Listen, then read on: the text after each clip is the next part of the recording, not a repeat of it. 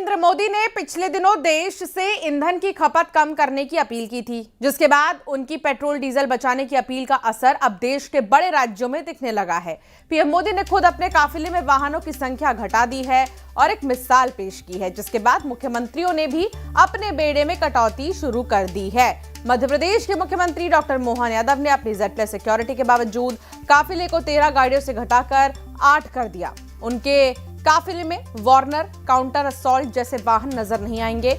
उत्तर प्रदेश में मुख्यमंत्री योगी आदित्यनाथ ने मंत्रियों और अपनी फ्लीट में 50% की कटौती के निर्देश दिए।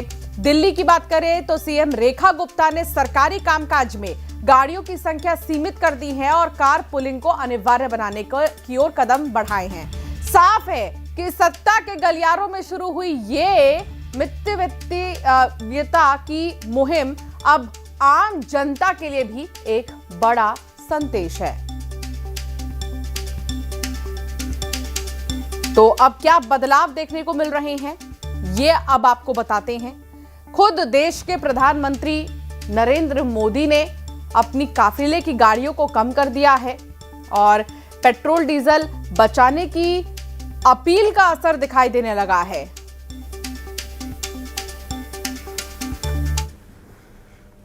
उज्जैन में मुख्यमंत्री डॉक्टर मोहन यादव की पहल पर अब जिला प्रशासन भी ईंधन बचाने लगा है। उज्जैन में सिंहस्थ के विकास कामों के निरीक्षण के लिए अधिकारी अब एक ही मिनी बस से रोज निकल रहे हैं।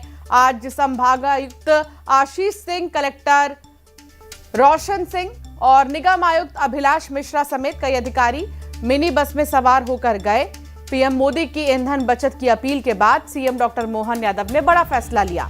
अब मंत्रियों के साथ बहुत कम गाड़ियां चलेंगी और भ्रमण के समय कोई वाहन रैली नहीं होगी। तो असर जो है साफ तौर पर दिखाई दे रहा है। और पूलिंग सिस्टम का जिक्र प्रधानमंत्री नरेंद्र मोदी ने किया था।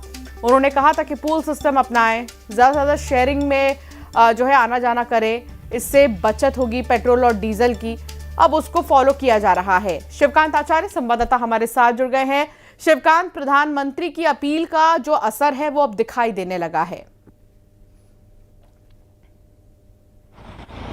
जी हाँ, बिल्कुल सही कहा आपने कि प्रधानमंत्री मोदी की अपील का असर दिखने लगा है।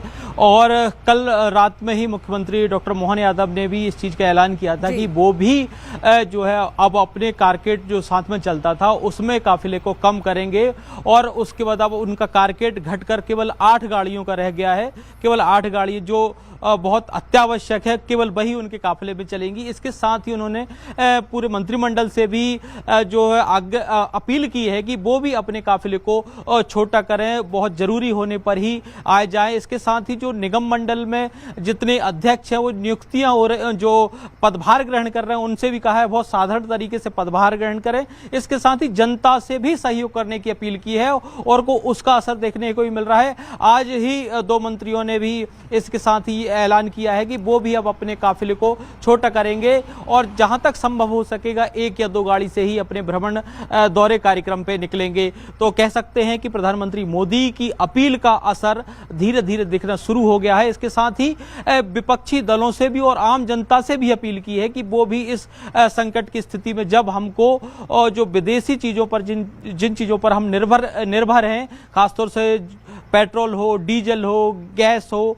या सोना चांदी हो, इन चीजों का कम उपभोग करें ताकि हम विदेशी मुद्रा भंडार को बचा सकें और इसमें सभी की जो सहयोग अपेक्षाकृत है।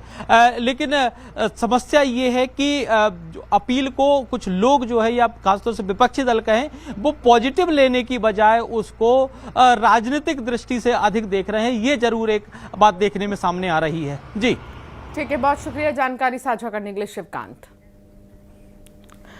मध्य प्रदेश में